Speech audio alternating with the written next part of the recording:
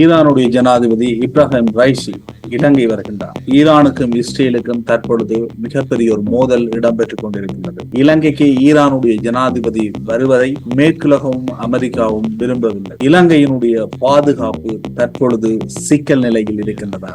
இலங்கையின் உள்நாட்டு விடயங்கள் தொடர்பில் FBI, மொசாட் போன்ற உளவுத்துறைகளின் கண்காணிப்புக்குள் வந்திருக்கின்றதா? உமா ஓயா பல் அபிவிருத்தி திட்டத்தின் ஊடாக ஈரான் அடைய போகின்ற நன்மை என்ன? இலங்கை மக்களுக்கு கிடைக்கின்ற நன்மை என்ன? இதுவரை காலமும் அது சந்தித்த பல்வேறு சவால்கள் என்ன? ஈரான் என்ன காரணத்துக்காக இலங்கைக்கு இந்த அளவு தூர மிகப்பெரிய ஒரு அபிவிருத்தி திட்டத்தில் முதலீடு செய்ய விரும்பியது? இதுவரை தான் இன்றைய பார்வைகள் விரிகின்றது.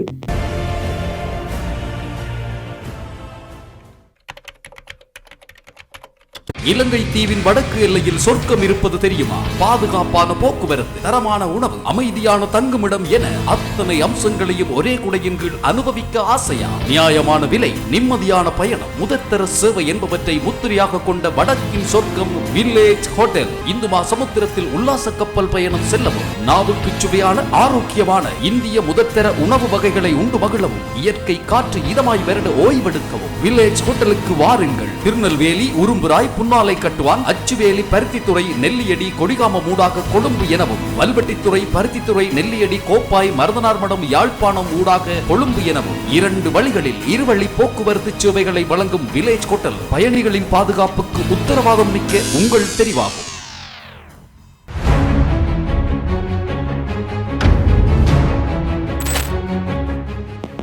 சர்வதேச அளவில் ஈரானுக்கும் இஸ்ரேலுக்கும் இடையில் தற்பொழுது யுத்தம் ஒன்று நிகழ்வதற்கான அனைத்து விதமான அறிகுறிகளும் தென்படுகின்றது. அரபு தேசத்தில் மிகப்பெரிய ஒரு யுத்தம் இடம்பெறுவதற்கான அறிகுறிகள், அது தொடர்பான செய்திகள் தான் வெளிவந்து கொண்டிருக்கின்றது. ஈரானை இஸ்ரேல் தொடர்ந்து தாக்கி வருகின்றது. ஈரானிய துணை தூதுவராலயத்தை சிரியாவில் வைத்து தாக்குதல் மேற்கொண்டு ஈரானிய முக்கியமான படை தளபதிகளை படுகொலை செய்தது இஸ்ரேல். அதற்கு பதிலடியாக ஈரான் இஸ்ரேல் மீது ஏவுகணை தாக்குதல் நடத்தியது.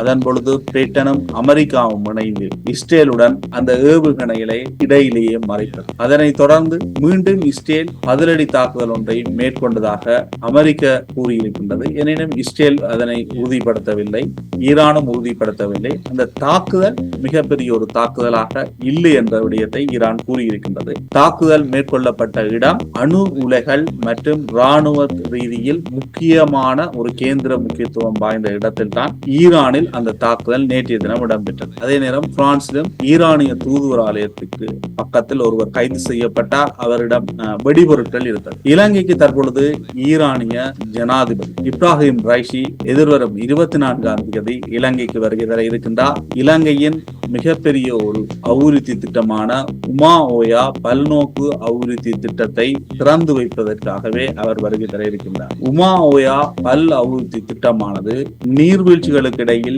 2 மிகப்பெரிய அணைக்கட்டுகளை கட்டி அதனூடாக 120 மெகாவாட் மின்சாரத்தை தேசிய மின் இணைப்புடன் இணைப்பது, அதனை கடந்து பண்டாரவளை, மொனராகல, அதனை சூழ உள்ள பிரதேசங்களுக்கு மக்களுக்கான குடிநீர் விநியோகத்தை மேற்கொள்வது, அதே நேரம் 15,000 ஏக்கருக்கு குறையாத பிரதேசத்தில் நெற்பயிற்சியை செய்வதற்கு நீர் விநியோகத்தை மேற்கொள்வது. இதற்காக 25 கிலோமீட்டர் நீளமான சுரங்க பாதைகளின் ஊடாக நீர் விநியோகத்தை மேற்கொண்டு அதனூடாகத்தான் இந்த மின் இணைப்பை ஏற்படுத்துவதற்கான செயற்பாடுகள் முன்னெடுக்கப்படுகின்றன. இந்த திட்டம் 2011ஆம் ஆண்டு ஆரம்பிக்கப்படுகின்ற பொழுது 2015ஆம் ஆண்டு இந்த அபிவிருத்தி திட்டம் முடிவடையும் என்று எதிர்பார்க்கப்பட்டது. எனினும் அந்த திட்டம் முடிவடையவில்லை. மக்கள் எதிர்ப்பிருந்தது, சர்வதேசத்தின் எதிர்ப்பிருந்தது. அதற்கிடையில் ஈரான் சர்வதேச ரீதியில் தனிமைப்படுத்தப்பட்டது. பொருளாதார தடைகள் ஈரான் நாட்டுக்கு மேல் விதிக்கப்பட்டது. ஈரானுடைய அபிவிருத்தி வங்கியிடம் இருந்துதான் 530 மில்லியன் ரூபாய் பெறுமதியான இந்த ப்ராஜெக்டுக்கு கடன் வாங்குவதாக இருந்தது. எனினும் அதில் பல்வேறு சிக்கல் நிலைமைகள் ஏற்பட்டது. அதன் பின்னர் இலங்கை இந்த திட்டத்தை முன்னெடுத்திருக்கின்றது. இந்த திட்டத்தின் ஊடாக இவ்வளவு மிகப்பெரிய ஒரு திட்டத்தை செயற்படுத்தக்கூடிய தொழில்நுட்ப ரீதியில் வளர்ச்சியடைந்த ஒரு நாடாக ஈரான் இருக்கும். நேரடியாக இலங்கையில் இவ்வாறான இவ்வாறான ஒரு மிகப்பெரிய திட்டத்தை செயற்படுத்திய ஒரு நன்மதிப்பை ஈரான் பெற்றுக்கொள்ளும். அவ்வாறான விடயங்கள்லாம் இந்த திட்டத்தினூடாக ஈரானுடைய நன்மையாக இருக்கும். ஈரானுக்கும் இலங்கைக்கும் இடையில் மிக நீண்ட கால ராஜதந்திர உறவுகள் இருக்கின்றது. குறிப்பாக தமிழீழ விடுதலை புலிகளுக்கு எதிரான யுத்தத்தின் பொழுது இலங்கை அரசாங்கத்துக்கு தொடர்ந்தும் ஆயுதங்களை வழங்கிய நாடுகளில் மிக முக்கியமான ஒரு நாடு ஈரான். விடுதலை புலிகள் அனுராதபுரத்தில் இருக்கின்ற விமான தளத்தை தாக்கியதன் பின்னர் நேரடியாக கடனுதவிக்கு சென்ற மிக முக்கியமான நாடுகளில் ஈரானும் ஒன்று. ஈரானுக்கும் இலங்கைக்கும் இருக்கின்ற சர்வதேச உறவுகள் என்பது எண்ணெய் தொடர்பிலும் இருக்கின்றது. அதே போன்று ஆயுத ரீதியிலும் இதற்கு முன்னர் இருந்திருக்கின்றது. தற்பொழுது தேயிலை ஏற்றுமதியிலும் அது மிக கணிசமான பங்கு வளர்ச்சியடைந்து செல்கின்றது. தற்பொழுது ஈரானுக்கு எதிராக மேற்குலகவும் அமெரிக்காவும் இஸ்ரேலும் இருக்கின்ற பொழுது இலங்கைக்கு ஈரானுடைய ஜனாதிபதி இப்ராஹிம் ரஷி வருகை தருவது என்பது இந்த மேற்குலக நாடுகளுக்கும் அமெரிக்காவுக்கும் மிகப்பெரிய அளவு விருப்பம் இல்லை, அல்லது தங்களுடைய கவலைகளை இலங்கை புரிந்து கொள்ளுகின்ற வகையில் அந்த செய்தியை அவர்கள் வழங்கி இருப்பதாக கூறப்படுகின்றது. எனினும் இஸ்ரேலுக்கும் ஈரானுக்கும் இடையில் மிகப்பெரிய ஒரு யுத்த களம் அல்லது யுத்தம் ஒன்று ஏற்படுவதற்கான சாத்தியக்கூறுகள் அல்லது பதிலடி தாக்குதல் இடம்பெறுகின்ற இந்த சூழலில் இலங்கைக்கு ஈரானுடைய ஜனாதிபதி வருகை தருவதாக இருந்தால் அந்த வருகை தருவதற்கான மிக முக்கியமான விடயம் உமா ஓயா பல் அபிவிருத்தி திட்டம் மட்டும்தானா, அல்லது ஈரானுக்கும் இலங்கைக்கும் இடையில் இருக்கின்ற சர்வதேச உறவுகளை வெளிப்படுத்துவதற்கு ஈரான் விரும்புகின்றதா, அல்லது பாலஸ்தீனத்திற்கும் காசாவில் இடம்பெறுகின்ற பிரச்சனை, பாலஸ்தீனத்துக்கும் இஸ்ரேலுக்கும் இடையிலான பிரச்சனையின் பொழுது இலங்கை எடுத்த வகிபாகம் என்பது பாலஸ்தீனத்திற்கு அங்கீகரிக்க வேண்டும். அதே போன்று இஸ்ரேல் மேற்கொள்ளுகின்ற அந்த யுத்தம் தொடர்பிலும் அதனுடைய நிலைப்பாடுகள் இலங்கையினுடைய ஜனாதிபதி ரணில் விக்ரமசிங்க மிக ஒரு தனித்துவமான நிலைப்பாட்டை எடுத்திருந்தார். அதே போன்று ஈரானுடைய ஆதரவாளர்களாக கூறப்படுபவர்கள் செங்கடலில் கடல் போக்குவரத்தை தடை செய்கின்ற ஒரு முயற்சியில் ஈடுபடுகின்ற பொழுது அங்கு அந்த தடைகளை ஏற்படுத்துகின்ற படைகள் அவர்கள் பயன்படுத்துகின்ற ஆயுதங்கள் அனைத்தும் ஈரானுக்கு சொந்தமான ஆயுதங்கள், ஈரானால் நடத்தப்படுகின்ற ஒரு பினாமி படைகளாகத்தான் அவை கூறப்படுகின்றது. அவர்களுக்கு எதிராக சர்வதேச ரீதியில் ஒரு ஒற்றுமையாக கடல் பாதுகாப்பை உறுதிப்படுத்துகின்ற நடவடிக்கை முன்னெடுக்கின்ற பொழுது இலங்கை ஒரு கடல் பாதுகாப்பு கப்பல் ஒன்றை அனுப்புவதற்கு முன் வந்திருந்தது. ஆகவே இலங்கையினுடைய நிலைப்பாடுகள் என்பது தற்பொழுது சர்வதேச உறவுகள் ரீதியில் ஒரு வித்தியாசமான போக்கை கடைபிடிக்கின்றது.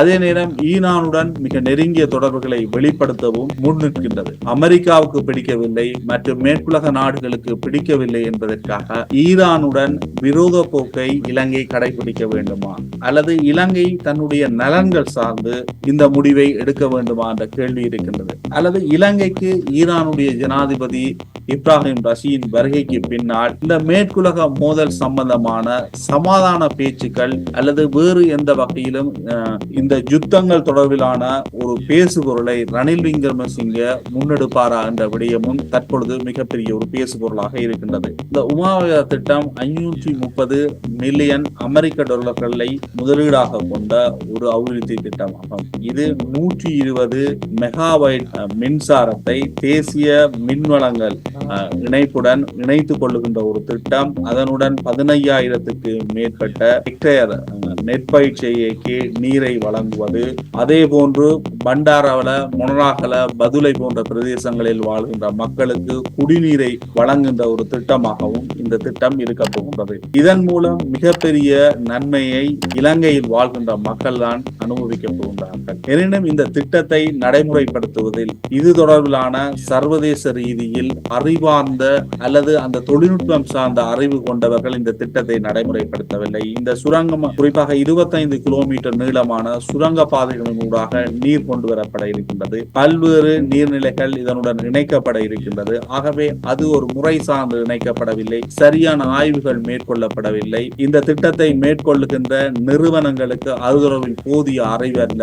அதே போன்று அங்கு பயன்படுத்தப்படுகின்ற இயந்திரங்கள் அதற்கு பொருத்தமானது அல்ல என பல்வேறு குற்றச்சாட்டுகள் முன்வைக்கப்பட்டது. இதற்கு எதிராக மக்கள் போராடி இருக்கின்றார்கள். அரசியல் கட்சிகள் தங்களுடைய கருத்துக்களை பதிவு செய்திருக்கின்றன. மைத்ரிபாலவனுடைய காலத்தில் நோர்வேயில் இருந்து வந்த ஒரு ஆய்வுக்குழு இது ஒரு சரியான முறையில் முன்னெடுக்கப்படவில்லை போன்ற ஒரு இடைக்கால அறிக்கைகளை முன்வைத்திருக்கின்றது. எனினும் தற்பொழுது அந்த திட்டம் நிறைவு செய்யப்பட்டு குறிப்பாக ஒரு சில திட்டங்கள் முடிவடையப்பட்டு திறப்புக்கு வந்திருக்கின்றது. இந்த திட்டம் திறப்புக்கு வந்திருக்கின்ற இதே சூழலில் தான் இஸ்ரேலுக்கும் ஈரானுக்குமான யுத்தமும் மிக முக்கியமான கட்டத்தை அடைந்திருக்கின்றது. தற்பொழுது ஈரான் பதிலடி வழங்குமா என்ற கேள்வி இருக்கின்றது. இலங்கை வருகின்ற ஈரானிய ஜனாதிபதிக்கு எந்த அளவு பாதுகாப்பு இருக்கும் என்ற ஒரு கேள்வி இருக்கின்றது. அதற்காக ஈரானில் இருந்து தனி சிறப்பு பாதுகாப்பு குழுவினர் வந்திருக்கின்றார்கள். இலங்கையினுடைய ஜனாதிபதியின் பாதுகாப்பு பிரிவினர் அவருக்கான பாதுகாப்புகளை வழங்க இருக்கின்றார்கள்.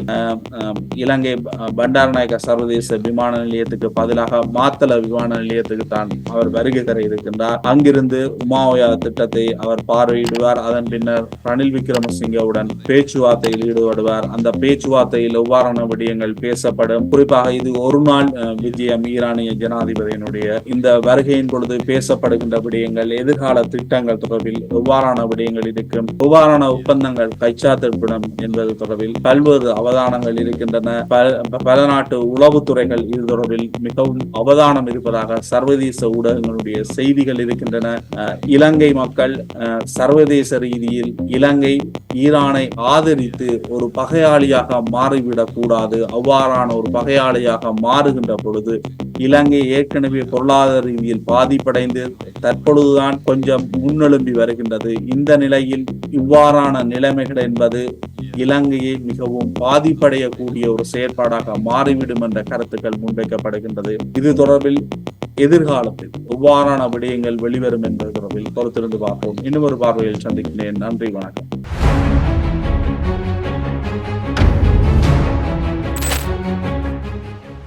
இலங்கை தீவின் வடக்கு எல்லையில் சொர்க்கம் இருப்பது தெரியுமா? பாதுகாப்பான போக்குவரத்து, தரமான உணவு, அமைதியான தங்குமிடம் என அத்தனை அம்சங்களையும் ஒரே குடையின் கீழ் அனுபவிக்க ஆசையா? நியாயமான விலை, நிம்மதியான பயணம், முதற்தர சேவை என்பவற்றை முத்திரையாக கொண்ட வடக்கின் சொர்க்கம் வில்லேஜ் ஹோட்டல். இந்து சமுத்திரத்தில் உல்லாச கப்பல் பயணம் செல்லவும், நாவுக்கு சுவையான ஆரோக்கியமான இந்திய முதற்தர உணவு வகைகளை உண்டு மகிழவும், இயற்கை காற்று இதமாய் வருட ஓய்வெடுக்கவும் வில்லேஜ் ஹோட்டலுக்கு வாருங்கள். திருநெல்வேலி, உரும்புராய், புன்னாலை கட்டுவான், அச்சுவேலி, பருத்தித்துறை, நெல்லியடி, கொடிகாம ஊடாக கொழும்பு எனவும், வல்வெட்டித்துறை, பருத்தித்துறை, நெல்லியடி, கோப்பாய், மருதனார்மடம், யாழ்ப்பாணம் ஊடாக கொழும்பு எனவும் 2 வழிகளில் இருவழி போக்குவரத்து சேவைகளை வழங்கும் வில்லேஜ் ஹோட்டல் பயணிகளின் பாதுகாப்புக்கு உத்தரவாதம் மிக்க உங்கள் தெரிவாகும்.